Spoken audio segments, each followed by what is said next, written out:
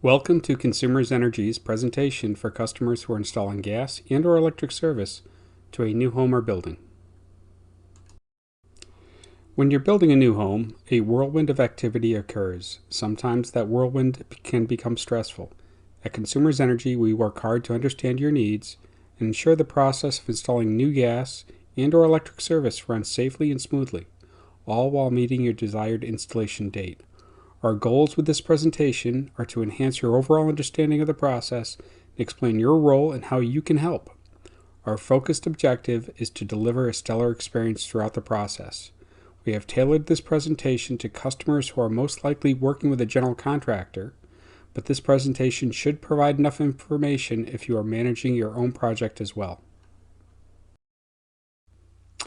When talking with customers about new service, we often answer questions such as, the gas main or overhead electric line is just 60 feet from my home.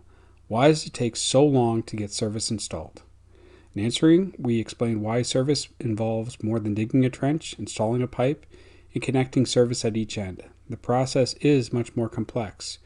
We have found, however, when we work with our customers to understand their needs and how we can work together, this installation can and does progress safely and smoothly. Over the years, we've also learned many lessons which can help make installing service efficient. We have condensed this insider information into this presentation. On your journey to new service, you connect with various groups who help manage the process. Your first connection is the customer call center. They will answer your initial call. They will ask for information such as your name, contact number, address, and basic information about your request. The call center creates what we call a notification or notification number, and we will use this notification number throughout your project. Next, the Energy Request Center contacts you. The ERC specialist gathers more detailed information about your request to begin defining the project's parameters. You may hear this referred to as scoping. If you can't answer some of the questions, don't worry, we can assist.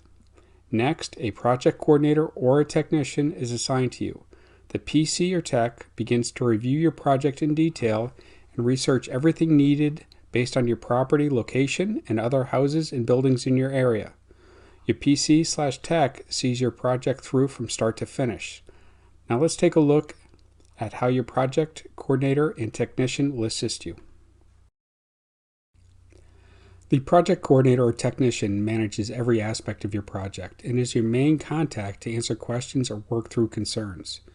If you contact your PC or tech, he or she will endeavor to return your call within 24 hours. Having reviewed the location and characteristics of your property, your PC or tech also begins the process to obtain permits. I'll share more on permits in a moment. An early first task is to continue the scoping process the ERC started. Let's review two important scoping forms you may encounter as your project begins. Form 1483 includes guidance on how to create a detailed site sketch of your project's area. You then include your site sketch with Form 1481, the scoping document. The site sketch is an essential tool to address items which may not be obvious, such as a tree with sentimental significance, a severe slope, swampy areas, or other unique topography, as well as planned future buildings or equipment. For example, do you plan to build a pool or install a backup generator? Do you know it is a code violation to build a pool below an overhead power line? Consumers Energy wants to set you up for success for both your current construction project and future projects.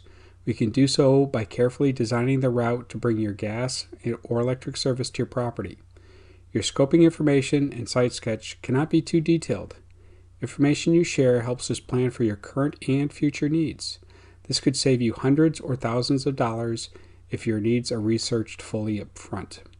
The clearer and more detailed your site sketch, the more we can plan your project effectively and efficiently. Form 1481, the residential scoping document, is another important form. You're more likely to use Form 1481 when you request gas service, but you may use it for electric service as well. The PC or tech uses the scoping document after it is complete to properly size your service. The This means the information you provide tells us how much gas or electric power you will need to run your equipment. Please pay careful attention to the sections on natural gas load, which includes delivery pressure and electric load. Both pressure and load can help us decide what we need to do to provide you the correctly sized service. Omissions or errors in either of these sections can cause significant delays and may result in significant additional costs. Please think about how frequently you use equipment and for how long. Also consider how many different appliances or pieces of equipment will be running simultaneously. Your PC or tech can help guide you through completing these forms. For electric service, a key form to complete is the load sheet. Using the load sheet, your project coordinator or technician calculates the amount of power your equipment requires.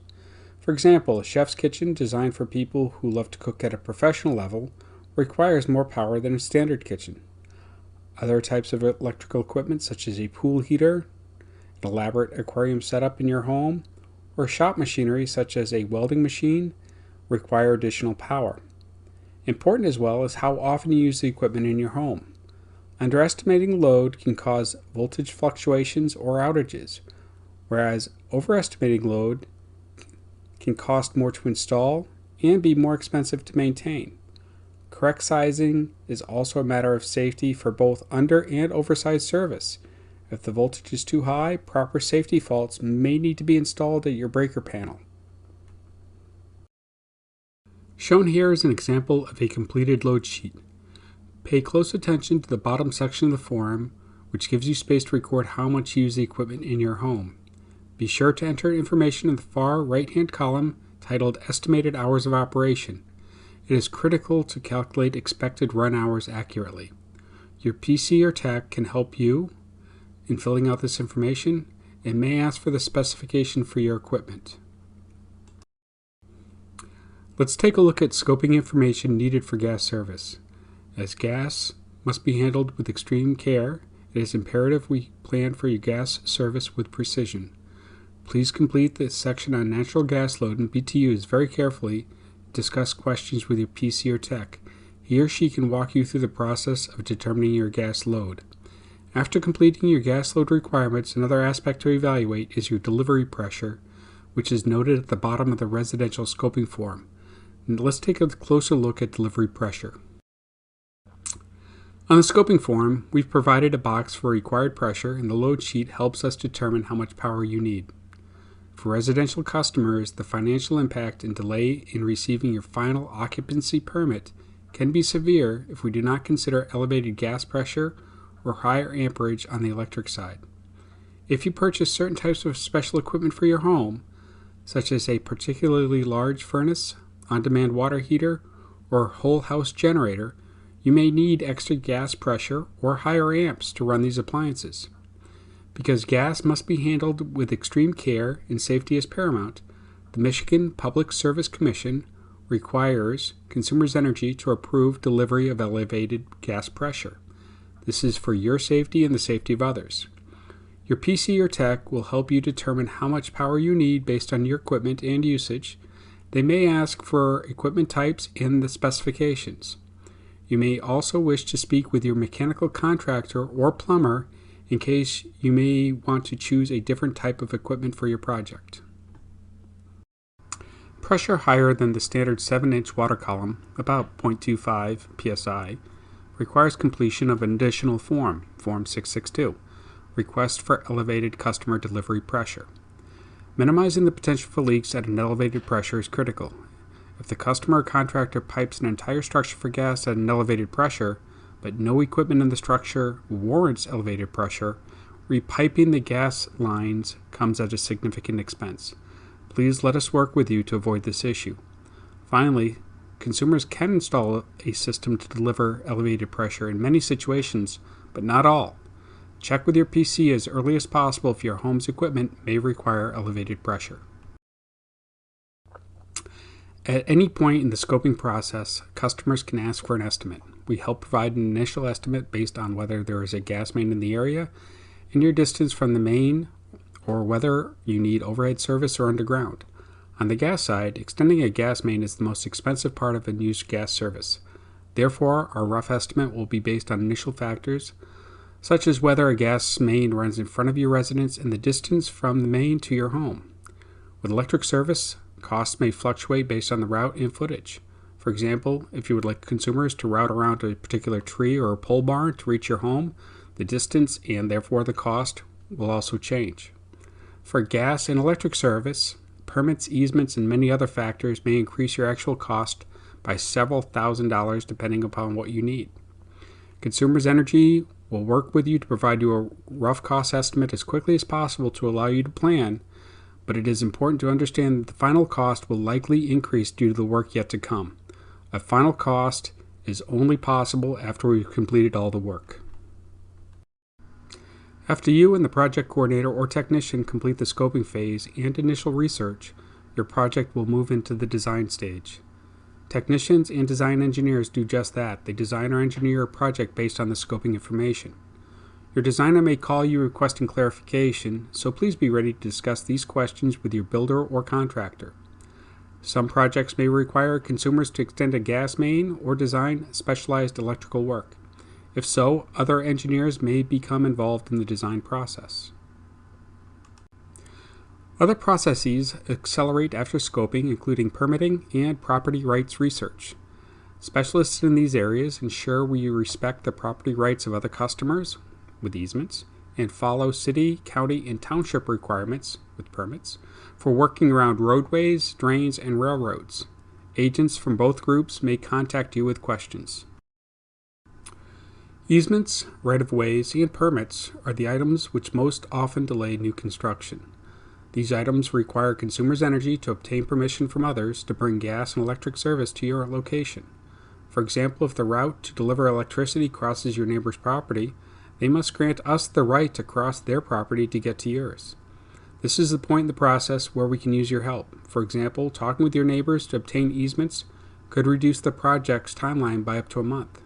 We have found that people are more likely to do a favor for their neighbor versus a company.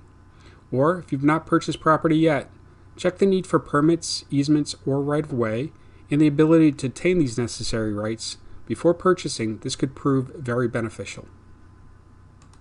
Another essential part of any new installation is digging the trench and installing the conduit. This protects underground electric wires or carries gas to your residence. Customers can install conduit well ahead of crew arrival. We have learned if you install your own conduit, we can often avoid installation delays, especially with misdig, if done correctly into code. Properly installed conduit allows our crews to pull the wire or gas line through the conduit without boring or trenching. This section describes how you can accomplish both objectives installing correctly into code. To assist you, we have prepared detailed design specifications. Your PC or tech will provide these specifications to you. If you or your contractor install conduit exactly to specifications, it can nearly eliminate the need for Consumers Energy crews to obtain misdig flagging. On very active job sites with many different vehicles, contractors can confirm how difficult it is to keep contractors from wiping out misdig markings or from storing materials in the way of a proposed trench. The benefits of a customer-installed conduit are many. While we do not know what various contractors charge for installing conduit, doing this yourself or with a contractor may reduce your costs. Installing your own conduit ultimately provides great site flexibility. The Consumers Energy specification sheet on installing conduit illustrates best practices, including conduit which contains no bends. This allows our crews to adjust as needed when installing your service. It's exceptionally important to plan the conduit's route. For example, the service line cannot be run through septic fields, marshlands, and other hazardous areas. The conduit should begin 3 to 4 feet from the power source, be it a gas main or power pole. On the meter side, there are additional specific requirements which are addressed in the customer-installed conduit presentation. Per code, the depth at which conduit is buried has both a minimum and a maximum. For electric primary spans, for example, the conduit depth must be 30 inches minimum to 48 inches maximum from final grade. Now that your route is planned, let's look at the specifications for the conduit itself, then we'll get into some details about installation. First is conduit type. Schedule 40 or Schedule 80 PVC gray electrical conduit is required for all electric services. An electric project using white PVC conduit will delay your job because the correct conduit will need to be reinstalled. However, white or gray PVC is acceptable for gas services. Next is conduit length. The length of a conduit run cannot be more than 200 feet without pre-approval from Consumers Energy. This applies to both electric and gas lines. Conduit diameter. For electric, the diameter of conduit depends upon the gauge of wire which will run to your home. Sizes range from 3 inches to 6 inches in diameter. The size of your installation is determined by your load requirements. The larger the load, the thicker the wire, which in turn requires larger diameter conduit. Again, you'll need to consult with your project coordinator or technician to identify the correct size for your installation. We have a similar requirement of conduit diameter for gas. We've learned, however, installing an oversized conduit for gas lines is not acceptable. The reason is, if water seeps into the conduit, the water can freeze and squeeze a gas line shut. Conduit radius. The smallest diameter wire and smallest diameter gas lines are both very stiff. If the conduit has anything but very gradual bends, consumers cannot pull either wire or gas line through the conduit. A gradual bend starts with a 36-inch radius, but your service could easily require an even larger radius in your conduit. Although a final cost comes at the end of the project, you must pay an estimated bill before Consumers Energy can proceed with installation. Payment can come at various points in the process, but typically is made after your design is complete. Some of the issues we've seen with payment include the following. Project payments must be made to a construction account, not your current bill pay account. The construction account differs from your monthly Consumers Energy billing account. Also, ensure you communicate effectively with your contractor regarding billing. Miscommunication has occurred between owners and contractors, with each thinking the other has submitted payment. Also consider the time of year you're completing your installation. During the winter months, Consumers charges a small premium called winter construction costs for any trenching that needs to be complete. If your project is installed before winter charges apply, you can save money. Finally, when payment is made, please notify your project coordinator or technician. With your design complete, installation day isn't far behind. When you're ready for installation, you'll work with schedulers and the crew. The schedulers receive your job about 2 to 3 weeks before crews arrive at your site. Expect 2 routine calls, which may come from unfamiliar phone numbers. The first call lets you know a site checker will be visiting the week before your work begins. The second call discusses the window when the crew will arrive. Around this installation time, you may want to answer calls even if you don't recognize the number. By now, you have completed scoping. Designers and engineers have designed your service. The route for your service is determined. Conduit may be installed, and the site is prepared to within 3 inches of final grade. The next step is to get your site ready for installation. After we acquire the permits, right-of-ways, and easements, and your service is designed, it's time to get your site ready for the installation. Preparing your site correctly helps avoid unnecessary delays. We'd like to highlight several site preparation issues we encounter frequently. We need your help to ensure these conditions are handled properly. These issues are not an all-inclusive list, but they are the most common reasons our crews cannot complete work when they arrive on site. Discuss other concerns you may have with your project coordinator or technician. A common issue Consumers encounters is finding building materials or equipment such as a dumpster on top of the proposed route. Shown here are trusses and the marked path of a proposed trench line, the yellow dashed line. This is more common in lakefront neighborhoods or where smaller lots are common. Both situations impede our ability to deliver gas or electricity to the home. However, in this case, if conduit had been installed, these materials will not be an issue, as consumers will not need to dig a trench for the installation. Second issue is a missing inspection on the meter. Before we can energize your meter, it must be inspected. Finally, A site not within 3 inches of final grade. I'll discuss final grade in a moment. Our goal is to complete the job when we show up. When obstacles such as these are encountered, we are unable to complete your job. Waiting for the condition to be corrected is not possible, as the delay impacts the next customer's job. When constructing a new home, the contractor eventually grades the ground around the home to what's called rough grade, also considered to be within 3 inches of final grade. Essentially, this means you will not be adding or subtracting any additional dirt to your property except topsoil and sod. The difference between the rough grade and final grade should only be a couple inches, not several feet. This difference can create an issue with customer-installed conduit, among other installation issues if not accounted for. For example, if you have already installed conduit at 40 inches deep, if the difference between the current grade and final grade is 10 inches, this would put final conduit depth at 50 inches, which is 2 inches deeper than maximum depth. In this situation, you or the contractor would need to raise the conduit so it's usable by consumers' energy. If the conduit trench is already backfilled, the installed conduit would be even more difficult to bring up to code.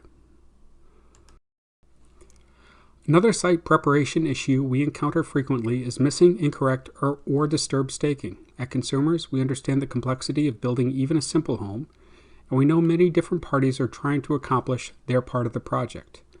Safety is paramount, and valid misdig staking helps ensure safety for you, our crews, and others.